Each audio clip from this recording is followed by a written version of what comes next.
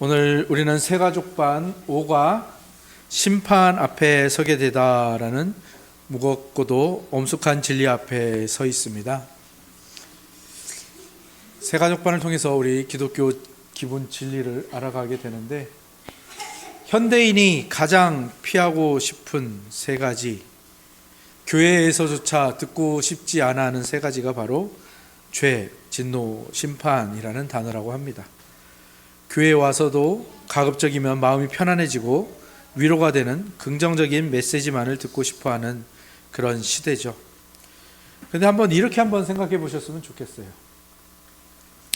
몸에 치명적인 병이 생겼을 때 의사가 환자의 기분을 맞추기 위해서 괜찮습니다, 다 잘 될 겁니다 라고만 말한다면 그것은 참된 의사가 아닐 겁니다. 환자가 조금 충격을 받더라도, 제가 예전에 건강검진 후에 병원에 갔는데 의사가 딱 그러더라고요. 암입니다 라고 딱 얘기하는데, 정확하게 암이고 대장암이고 몇 기고 이걸 정확하게 냉정하게 얘기하더라고요. 근데 그게 맞죠. 그래야 환자가 준비를 하고 이제 고통스럽더라도 그 수술을 또 결심하고 또 앞으로의 그 치료 과정을 계획할 수 있지 않습니까? 그런데 그렇지 않고 그냥 좋게만 한다면 그것은 절대 진짜 의사가 아닐 겁니다. 그것처럼 우리의 영적인 생명을 살리기 위해서는 가장 정확한 진단이 필요합니다. 우리가 왜 죄인이며 또 우리가 왜 하나님 앞에 큰 심판을 받아야 하는지에 대해서 깊이 고민하고 논리적으로 납득하는 과정이 반드시 필요하다라는 것이죠. 그래서 오늘 우리는 그러한 이 진리에 대한 반론 4가지 질문을 보면서 이 질문에 대해서 하나하나 답하면서 우리가 왜 심판 앞에 서야 하는지, 그 과정을 거쳐야 하는지 함께 나누어 보려고 합니다. 질문 4가지를 하나하나 살펴보겠습니다. 첫 번째 반론은, 우리가 성경을 읽다 보면 가끔 이런 당혹감이나 반발심이 들 때가 있죠. 성경이 너무 강박적으로 죄를 찾아내어서 우리를 몰아붙이는다는 그런 생각이 들지 않나요? 왜 성경은 도대체 그렇게까지 우리의 죄에 대해서 집요하게 말하는 것일까? 동기와 생각과 그 모든 것을, 미세한 생각에까지, 마음의 동기까지 꿰뚫어보며 우리를 죄인이라고 단정짓는 걸까? 진짜 숨막힐 정도로 집요함을 느낍니다. 하지만 놀랍게도 성경은 죄에 관한 지식이 오히려 우리에게 참된 위로를 준다고 가르칩니다. 왜 그럴까요? 원인을 알 수 없는 고통은 사람을 끝없는 절망과 두려움으로 몰아넣습니다. 원인을 알 수 없는 병, 그리고 그것을 듣는 환자는 정말 절망스럽죠. 우리 교우 중에서도 그 가족 중에 그런 분이 있습니다. 어떤 증상이 나타나는데 병원에서 의사가 왜 그런지 모르겠다는 거예요. 그리고 말하는 것마다 틀리는 거예요. 그러면은 얼마나 불안하고, 그죠? 얼마나 힘이 듭니까? 도대체 내 삶은 왜 이렇게 꼬이는가? 세상은 왜 이렇게 악하고 불의한가? 라는 질문 앞에서 세상은 절대로 명확한 답을 주지 못합니다. 하지만 성경은 분명히 말하죠. 우리가 겪는 세상의 모든 부조리, 고통의 근본 원인을 죄라고 정확하게 진단해 줍니다. 성경은 아담의 죄가 우리 모두에게 전가됨으로 인해 인간이 겪게 된 2가지 치명적인 결과를 분명히 밝혀줍니다. 병의 원인, 그리고 병의 그 근원을 정확히 안다라는 것은 어떤 희망을 우리에게 주죠? 그 병을 고칠 수 있겠다. 그 병을 고칠 수 있는 누군가에게 소개해 줄 수 있겠구나. 그 구원자에게로 나아갈 수 있겠구나 라는 것을 의미하는 것이죠. 그래서 우리가 성경을 통해서, 말씀을 통해서 철저하게 죄를 자각하는 것은 우리를 절망에 빠뜨리는 게 아니라 오히려 참된 위로와 회복의 출발점이 된다는 사실을 우리가 분명히 알아야 합니다. 2번째 질문이 있습니다. 2번째 질문은 바로 이것입니다. 복음을 전할 때 가장 많이 듣는 질문이죠. 그리고 사람들 마음속에 깊이 자리 잡은 불만이 하나 있습니다. 나는 세상에서 법도 잘 지키고 남에게 큰 피해를 준 적도 없는데 왜 단지 신을 믿지 않는다고 지옥에 보내는 것이 정당하다고 말합니까? 왜 나보고 당신의 죄 때문에 지옥 간다고 말합니까? 라는 이 질문이죠. 이 질문에 답하기 위해서는 두 가지, 우리가 짓는 죄의 참된 본질을 깨달아야 합니다. 성경은 창세기 9장 6절을 통해서 사람이 사람을 향해 짓는 죄도 결국은 하나님께 짓는 죄라는 사실을 분명히 보여줍니다. 인간은 단순한 생물학적 존재가 아니라 하나님의 형상으로 창조된 존귀한 존재입니다. 따라서 이웃을 미워하고 험담하며 해치는 것은 그 형상의 원형이신, 사람은 모두 하나님의 형상으로 지어졌잖아요.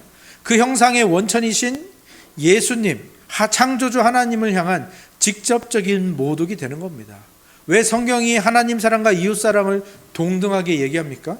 그것은 분명히 말하는 겁니다. 이웃에게 짓는 죄, 이웃을 사랑하지 않는 것은 하나님께 죄를 짓는 것이고 하나님께 하나님을 사랑하지 않는 것이라고 분명히 말하고 있는 겁니다.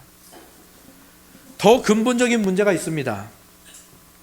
나에게 생명을 주시고 매일 호흡할 공기를 주시고 이 우주를 운행하시는 분을 창조주로 인정하지 않는 태도입니다. 내가 내 인생의 주인인 것처럼 행세하며 나를 지으신 분을 무시하고 배척하는 것, 이거는 단순한 의견 차이가 아니죠. 우주의 왕이신 하나님을 향한 가장 거만하고 치명적인 반역이고 배반인 것입니다. 그래서 이러한 반역을 저지른 인간은 생명의 근원으로부터 스스로를 단절시킨 겁니다. 그래서 그 결과로 영원한 죽음, 즉 지옥을, 영원한 사망을 맞이하는 것은 하나님이 변덕을 부리시는 게 아니라 영적인 필연이고 정당한 결과라는 거죠. 내 삶에서 생명을 몰아내니까 생명이 없어지고 영원한 사망을 얻게 되는 것입니다. 그것을 기억하셔야 합니다. 세 번째 질문. 이 지점에서 사람들은 또 다른 강력한 반론을 제기합니다. 100번 양보해서 내가 죄인이라고 칩시다. 하지만 영원한 지옥이라니, 그것은 우리가 짧은 일생 동안 지은 죄에 비하면 너무 지나친 형벌이 아닙니까? 라고 묻습니다. 그런데 우리는 죄의 형벌이 단지 범죄를 저지른 시간에 비례한다고 착각하는 건 아닐까요? 단 1초 만에 방아쇠를 당겨서 살인을 저질렀다면 그러면 1초만 벌을 받으면 되는 걸까요? 아니죠. 그 대가로 평생을 감옥에서 보내거나 사형을 당해야 하는 것이 마땅합니다. 형벌의 무게는 범죄의 지속 시간이 아니라 누구에게 죄를 지었는가 하는 그 무게, 그 대상의 존귀함에 따라 결정이 되는 겁니다. 생각해 보십시오. 저번에 어느 나라였는지 저 기억이 안 나는데 어느 나라 대통령이 오늘 입장을 하는데 거기 이제 군인들이 다 모여 있었거든요. 군인들이 모여 있는데 딱 지나가다가 어떤 장군인 것 같은데 뒤통수를 딱 치고 가더라고요, 대통령이. 그래서 뭔 일인가, 이게 무슨 일인가 했는데 알고 봤더니 둘이 동네 친구였던 거예요. 그런 일이 뉴스에 한번 난 적이 있습니다. 그건 아주 재밌는 일이었습니다. 그런데 생각해 보십시오. 여러분이 동네 친구의 그렇게 뒤통수를 때리는 거, 그거는 죄입니까? 아닙니까? 아니죠. 친구 뒤통수 하나 때렸다고 그걸로 죄를 받지는 않겠죠. 근데 만약에 여러분이 대통령의 뒤통수를 때렸다고 한번 생각해 보십시오. 그건 어떻게 됩니까? 국가 원수, 모독죄, 다 뒤집었을 겁니다. 모든 죄를, 그죠? 일국의 대통령의 뒤통수를 때리는 것은 결과가 완전히 다르죠. 하물며 한계가 없는 무한하신, 영원하신, 영광스러운 창조주 하나님, 온 우주의 주권자를 멸시하고 거역하고 반역한 죄는 그 죄의 무게와 그 형벌은 어떻겠습니까? 무한하신 분의 영광을 훼손한 죄의 대가는 무한한 거죠. 그래서 지옥의 형벌이 영원하다는 것은 하나님이 그렇게 가혹하고 나쁜 분이라는 걸 말해주는 게 아니라 하나님의 영광이 그만큼 크고 무한한지를 역설적으로 보여주는 공의의 결과라는 것을 기억하시기 바랍니다. 마지막 네 번째 질문입니다. 이 지점에서 사람들은 또 마지막으로 가장 까다로운 질문이 하나 남아 있습니다. 사람들이 꼭 그렇게 얘기해요. 성경은 하나님이 사랑이시라면서요. 사랑의 하나님이 그렇게 무섭게 진노하는 것이 과연 정당합니까? 하나님이 사랑이라고 말하는 게 맞습니까? 라고 그렇게 반론을 합니다. 그런데 한번 생각해 보시기 바랍니다. 우리는 사랑을 자꾸 뭐라고 생각하냐면 맹목적인 포용이나 어떤 그냥 모든 일에 다 약하게 반응하는 걸로 오해를 합니다. 하지만 진짜 사랑은 그렇지 않죠. 만약 생각해 보십시오. 여러분이 사랑하는 자녀 또는 여러분이 사랑하는 손주가 마약에 빠져서 자신을 파괴하고 있거나 악한 사람에게 괴롭힘을 당하고 있다면 여러분 어떻게 하시겠어요? 나는 사랑이 많은 사람이니까 다 이해한다. 기다릴게. 그렇게 웃고 넘기시겠습니까? 아니죠.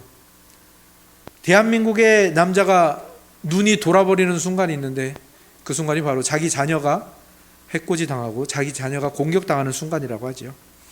참된 사랑은 사랑하는 대상이 악에 의해서 망가지는 것에 대해서 맹렬하게 분노합니다.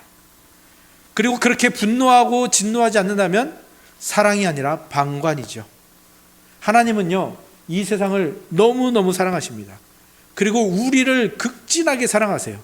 그렇기 때문에 이 아름다운 피조 세계를 망가뜨리고 하나님이 사랑하시는 사람들의 그 관계를 파괴하고 하나님의 영광을 짓밟는 죄를 향해서 하나님은 거룩하게 하지만 정말 엄청나게 분노하신다라는 겁니다. 하나님의 진노는 그분의 사랑이 모자라서 하는 게 아니라 그분의 거룩하신과 사랑이 너무나도 완벽하기 때문에 쏟아지는 정당한 반응이라는 사실을 우리가 기억해야 할 것입니다.